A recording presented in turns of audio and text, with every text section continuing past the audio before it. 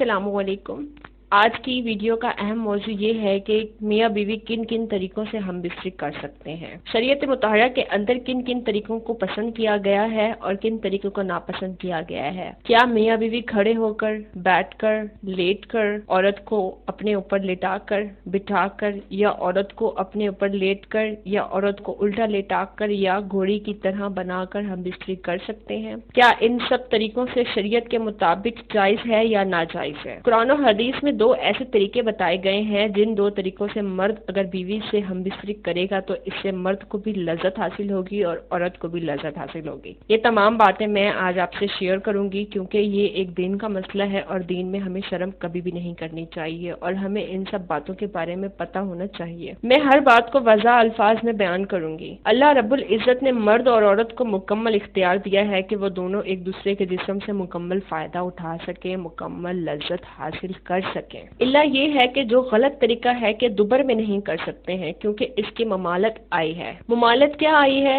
کہ اللہ رب العزت نے قوم لوط پر اسی لیے عذاب بھیجا تھا کہ وہ دوبر میں یعنی کہ دخل کیا کرتے تھے، ہم بستری کیا کرتے تھے اپنی عورتوں کے ساتھ یا اپنے لڑکوں کے ساتھ۔ بہرحال اس کی اجازت نہیں ہے۔ اگر مرد اپنی بیوی یعنی اپنی بیوی کو گھوڑی کی طرح بنا لیتا ہے جیسا کہ اکثر لوگ کرتے رہتے ہیں، اگر وہ اس طریقے سے پیچھے سے آگے کی طرف کرتا ہے تو یہ جائز ہے۔ اس کے لیے آسان سے الفاظ میرے پاس یہ ہیں کہ محل اگلا ہے، طریقہ کوئی بھی ہو، محل آپ کا وہی ہے جو اگلی پیشاب والی جگہ ہوتی ہے جہاں سے عورت بچہ پیدا کرتی ہے، محل وہی ہے۔ اب چاہے اس کو الٹا لٹا دے، اپنے اوپر بٹھا دے، چاہے سیدھا لٹا کر کرے، چاہے عورت کو اپنے اوپر بٹھا لے، یا چاہے جو بھی طریقہ اختیار کرنا چاہے وہ کر سکتا ہے، محل آپ کا وہی ہونا چاہیے جو کہ جائز ہے۔ اب دو طریقے ایسے ہیں جن کو قرآن و حدیث نے بیان کیا ہے۔ ہماری آج کی سائنس بھی ڈاکٹر حضرات بھی اس بات کو اقرار کرتے ہیں کہ اگر ان دو طریقوں سے ہم بستری کی جائے تو عورت کو خوب لذت حاصل ہوتی ہے اور مرد بھی خوب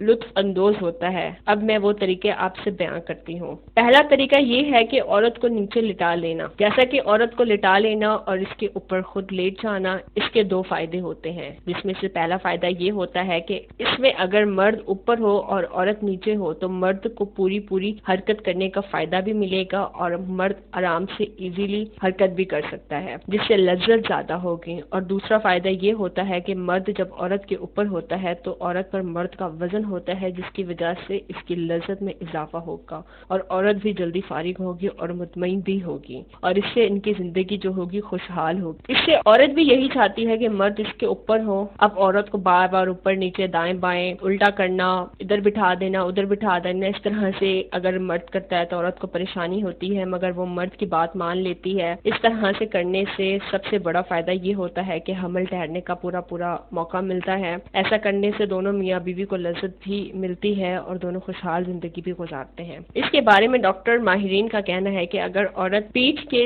بل لیٹے یعنی عورت نیچے ہو اور اگر وہ اپنی ٹانگوں کو پھیلا لے اور مرد اگر اس کے اوپر اس طرح سے لیٹے کہ دونوں عضو خاص اس طرح سے ایک دوسرے کے مقابل ہو جائیں، یعنی مرد اوپر ہو اور عورت نیچے ہو اور دونوں کی شرمگاہیں مل جائیں اور مرد حرکت کرے، اس طریقے سے یہ ہوگا کہ منی سیدھا عورت کی بچہ دانی میں جاتی ہے اور اس کے ذریعے سے عورت بھی فارغ یعنی مطمئن ہو جائے گی اور اس کے اندر ڈھیلا پن بھی آ جائے گا۔ ایسا کرنے سے عورت بھی جلدی فارغ ہو جاتی ہے اور اگر مرد فارغ ہو جاتا ہے تو مرد کا عضو سکڑ جاتا ہے۔ قرآن پاک کی ایک حدیث کا ترجمہ میں آپ کو بتاؤں گی، مرد نے جب عورت کو ڈھانپ لیا تو اسے حمل رہے گا۔ اب میں آپ کو دوسرے طریقے کی طرف لے کے جانا چاہتی ہوں جو میں آپ لوگوں کو دوسرا طریقہ بھی بتانا چاہتی ہوں۔ ہم بستری کرنے کا دوسرا طریقہ ہم بستری کا یہ ہے کہ جس کے ذریعے عورت کو زیادہ لذت حاصل ہوتی ہے۔